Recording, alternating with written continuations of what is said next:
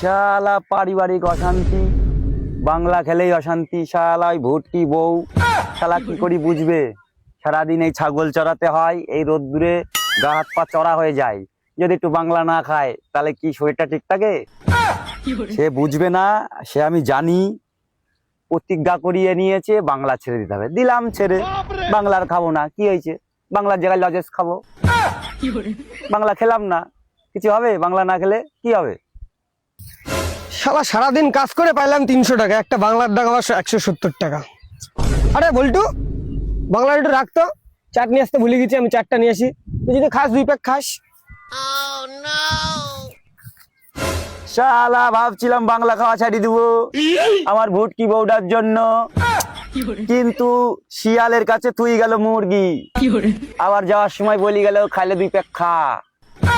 শোনো, যদি আমি খাই 2 প্যাক খাওয়া লোক না আমি। হ্যাঁ, সকাল থেকে বাংলা খাওয়া ছাড়িয়ে দিছিলাম। সকালে বেলায় বউকে প্রতিজ্ঞা করেছি যে বাংলা আর খাবো না, মাথায় হাত দিয়ে প্রতিজ্ঞা করেছি। কিন্তু হাতে দিয়ে গেল, না খেলেও অপমান করা হয়। শালা কালু, দিলি তো শালা প্রতিজ্ঞাটা ভঙ্গ করে। মায়েরও দিব কঠিন মার। যাই হোক, মারতে তো থাকি, আসুক 1 প্যাক খাই।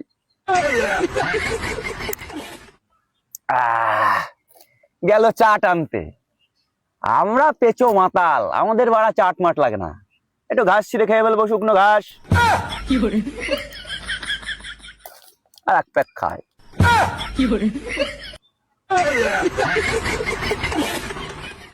শালা রে,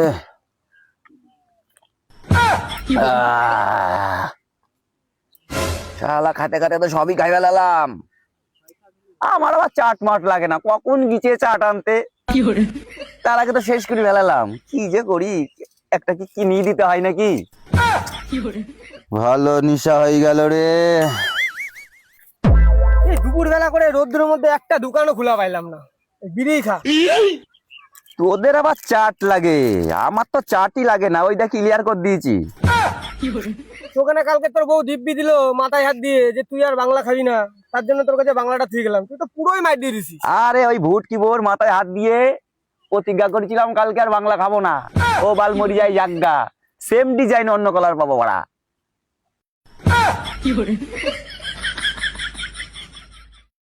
মাল দেখি চমকানোর কিছু নাই।